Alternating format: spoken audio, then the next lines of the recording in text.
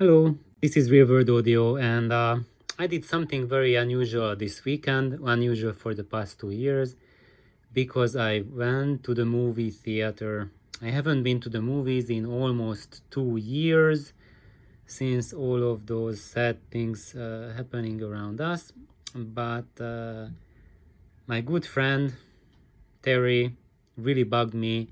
Actually, I have many good friends called Terry, but one of them bugged me to actually go and watch the new Dune movie. So this is the old movie. I do not have the new one. So I'm just showing it for the title. And this video is really about my movie sound experience, because it was a little bit much worse than I expected it to be. And it's not necessarily because the people who did the soundtrack for the new Dune movie or just did the mixing and the dialogues did a poor job. It's because of the constraints or the way the sound in a movie theater works. So this episode, this video is about surround sound, the validity of surround sound. And this experience now made me really question whether there's any benefit at all whatsoever by using surround channels, surround speakers. And that's because during the past 2 years I have been listening and watching many movies, and I watched all of them in my home system, and on those two guys on my home stereo. And I really have to add that going to the actual movie theater and watching a movie there, the sound experience was just abysmal compared to what I have at home when I'm watching movies. Of course, in the movie theater, we have or there is that huge phenomenal big screen. I just have a small projection screen. It's still much bigger than any TV set, but in comparison to the movies, it's not really the same experience. But I cannot tell the same about the sound. So without further ado, let's just go into the theater. So now I did a layout for you of the movie theater. So that's where the screen would be. And we have the carrot, that's the center channel. The mushrooms are the left and right channels. And we have the surround channels with the leaves.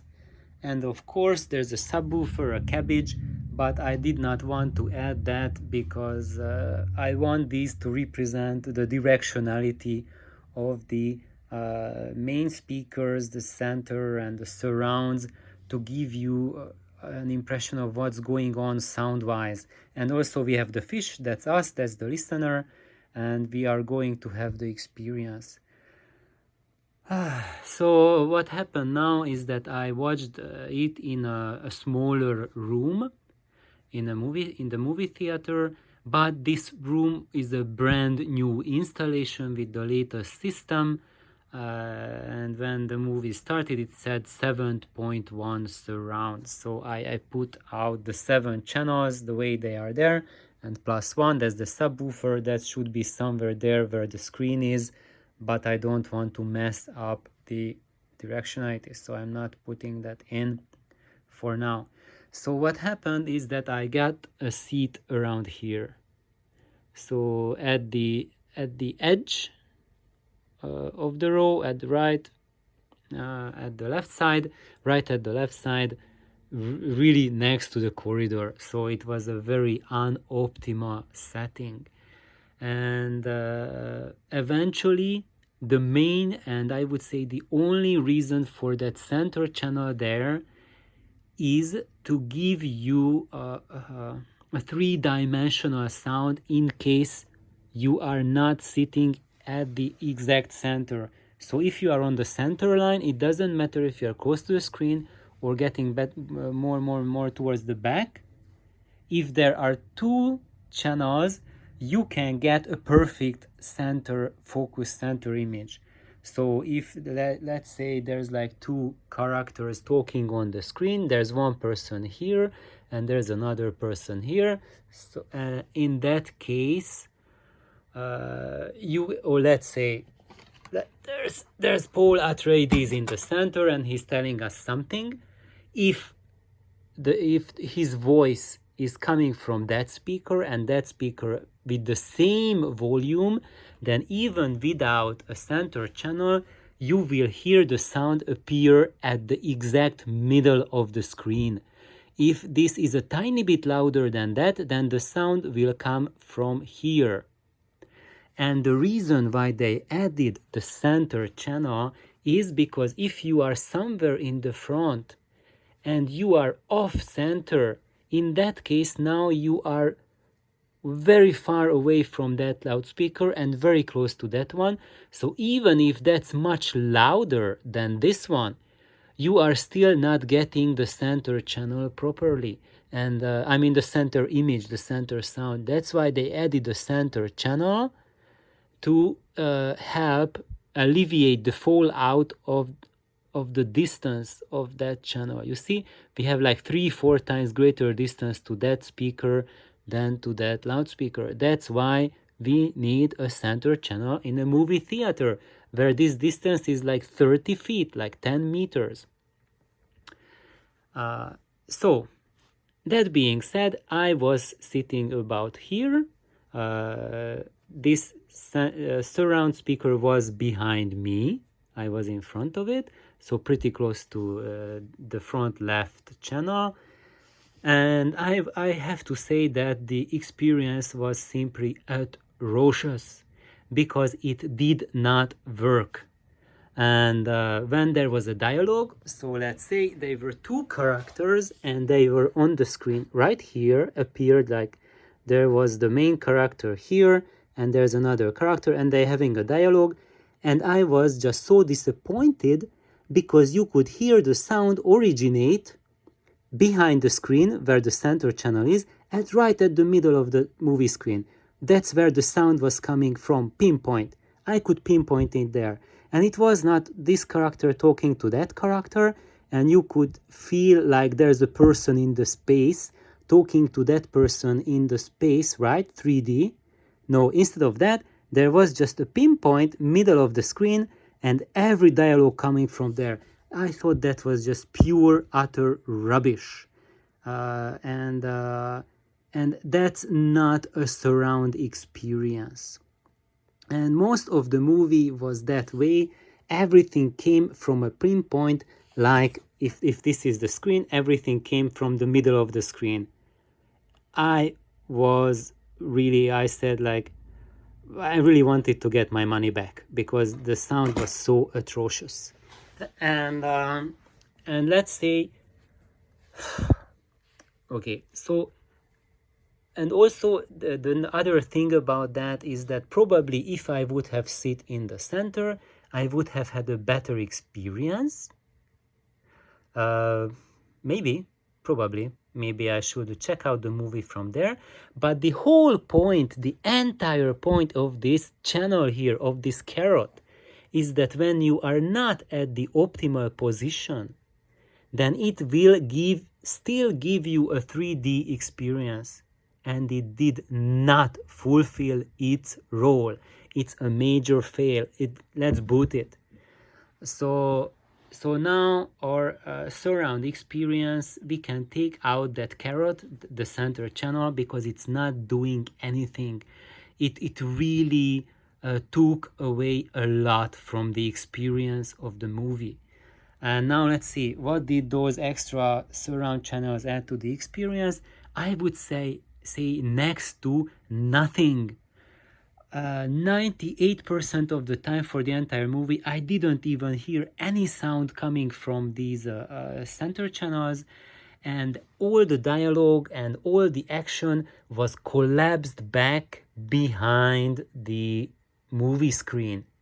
And the only time it opened up, only time these speakers were engaged, when there was like a big battle scene and there was a flowery music and like a theme song coming up, and then the sound just got out from behind the screen and extended into the space here, but then once it was done, it collapsed back right into the screen, and most of the time just to that pinpoint center channel. And I think that's just a huge blunder. I don't know what those guys did in the mixing console, in the mixing room, when they mixed the sound for the channels of the movie, but they terribly effed up the sound for this movie. And well, of course, if you are a fan of surround, I can understand it, that this might not be the finest moment of surround or cinema sound.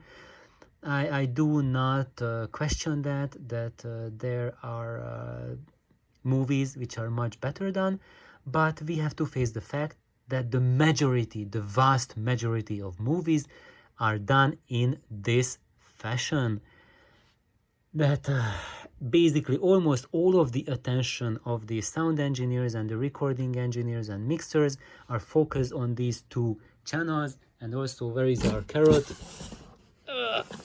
Okay, I got it back. And sadly, on the center channel. So here in this movie, they made that fatal mistake that when there was the dialogue, they did not mix any of the dialogue to the left and right speakers. They left everything for the center channel. So for those guys who did the new Dune movie, here's a free tip for how to mix the sound for the second part of the movie that will come out, is that when there's a dialogue, then add only 50% of the energy to the center channel, or maybe less, maybe 33% of the total energy of the sound. And when there's like Paul Atreides and Lady Jessica talking, in that case, if Paul is talking here, then add more energy, split it between the center channel and the left channel. And if the character is talking here, split the energy between center channel and right channel. Okay, that's how we do a sound for theater. That's 101 for sound engineering for surround for movies. Okay, please check, go back the first year textbooks for that. And also, because what I noticed, why the sound totally collapsed in the cinema, was because the amplifiers and loudspeaker combination is not exactly the best there can be. And when we have that type of scenario, that is when you can pinpoint the loudspeaker where the sound is coming from. So, and you can do that when there are engineering problems with the loudspeaker, and problems, especially distortion problems with the amplifier, because that added distortion that happens at the acoustic phase with the loudspeaker and at the electric phase with the amplification, those added distortion will enable our brain to localize the loudspeaker. When there are no such distortions added, then the sound comes seemingly from the space. So that is one thing that I've noticed for this latest generation movie theater sound, compared to like an older generation Altec sound, which would be like an Ampex amplifier. This was actually in a movie theater. I heard it play in the movies while it was still playing, and loudspeakers like the Altec 515 and 288 compression drivers. So when we had the voice of the theater system playing, then the loudspeaker localization problems, I would say, were not as bad, even though you could still localize the speakers, but the sound was not collapsed back into a spot, but it projected from there. And now with these massive high wattage solid state amplification and brand new shiny high excursion drivers, I fear that the errors that are introduced to the sound are much worse than what they were introduced in the older movie theater sound.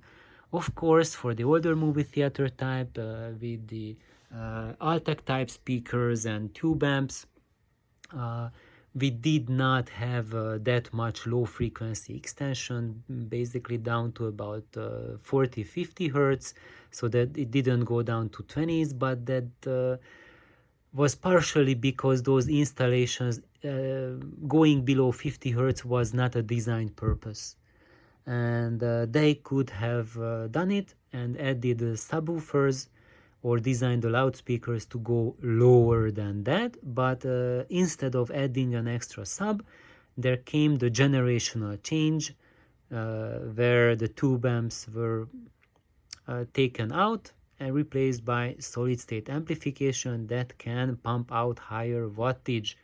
And did the higher wattage did any good?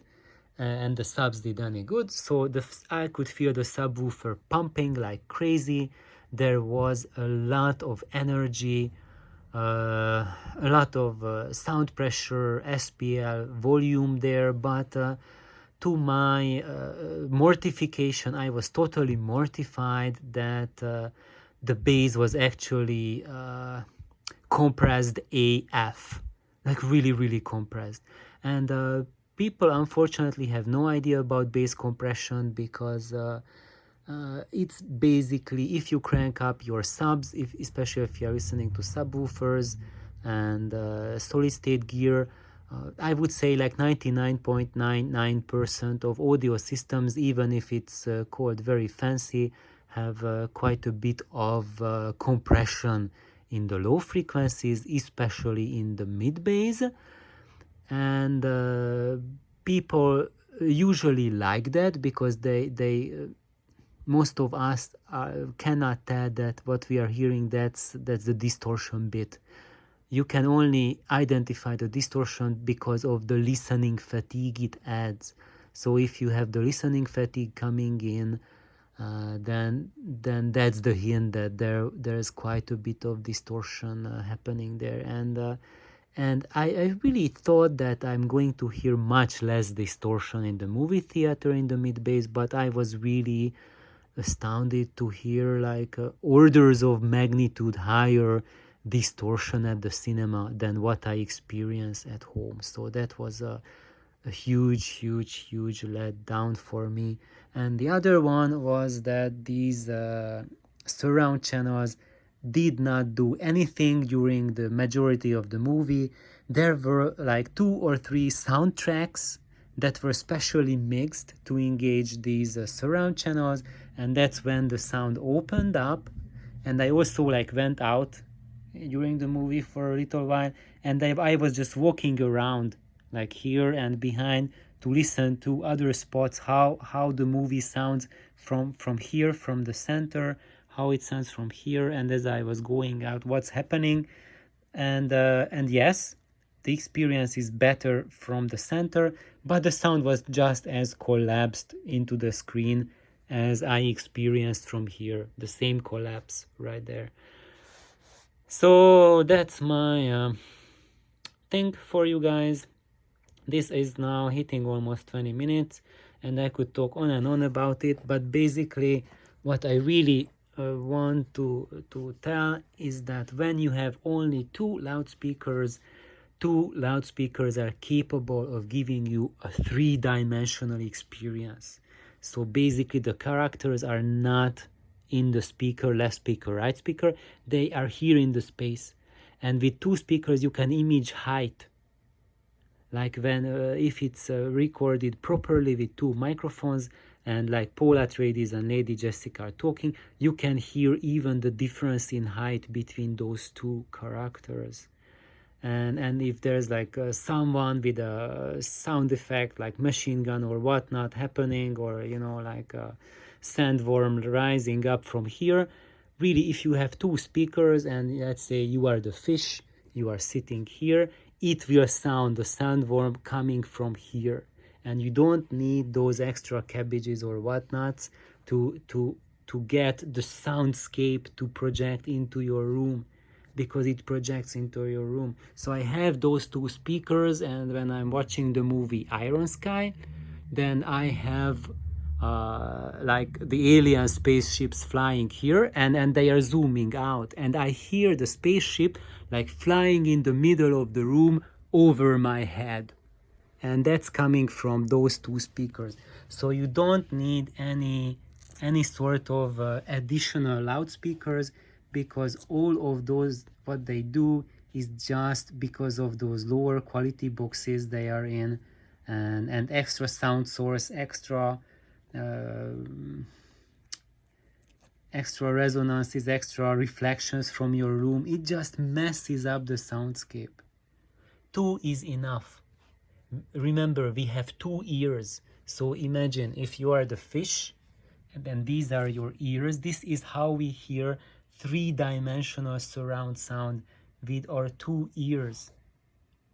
And we hear like people like that talking at different heights, at different places, areas, not because it hits the ear canal at different spots. Basically, the ear canals are like or mushrooms, and the ears, one ear has zero directivity. All it can hear is just frequency and amplitude, and each ear hears the frequency and amplitude, and it's your brain that processes the 3D sound. And that's why you need only two sound sources, so to have those different sound waves come at from two different directions, and then your ear can put together the three-dimensionality of all.